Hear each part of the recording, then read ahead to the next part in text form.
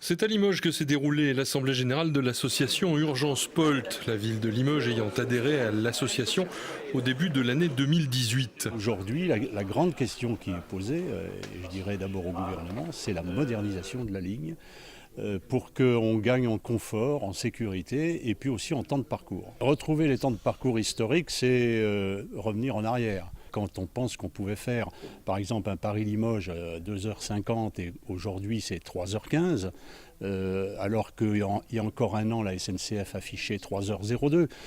Donc on est en plein recul, dû en partie aux travaux qui sont réalisés, c'est vrai, mais ça veut donc dire qu'à la fin des travaux, automatiquement, on devrait gagner du temps de parcours. Nous, on demande des trains à 220 km/h et la possibilité de mettre Limoges à 2h30 de Paris. On a fait faire une étude pour ça qui démontre que c'est tout à fait possible. Le calendrier des travaux est suivi, le nouveau matériel doit arriver avant 2023 et la politique tarifaire est revue. Notre ambition, c'est de faire une politique de volume, c'est-à-dire d'avoir le maximum de voyageurs à bord des trains, et ça s'accompagne évidemment d'une politique commerciale où on multiplie les petits prix. On a essayé cet été de faire venir à bord, et on a réussi, les familles avec des tarifs enfants très attractifs.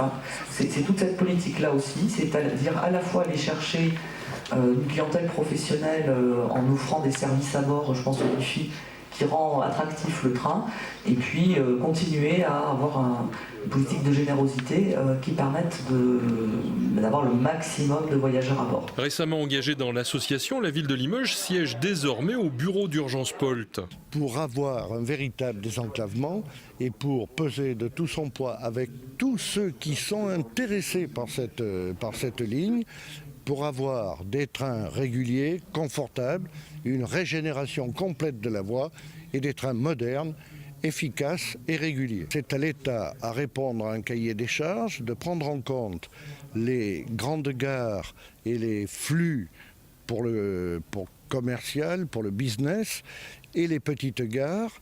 C'est à l'État à faire des propositions et ce n'est pas à une ville ou à une autre de dire il faut fermer telle ou telle gare. Et ce qu'il faut remarquer, c'est que depuis un an, tous les élus se sont très largement mobilisés, des parlementaires aux maires, aux présidents de département. Il y a une véritable mobilisation générale avec une unité rarement vue pour la promotion et la modernisation de l'axe POLT. L'association aura fort à faire pour s'assurer que les engagements pris sur l'amélioration des dessertes rapides soient tenus, mais elle devra également veiller aux services à rendre dans les petites gares du parcours.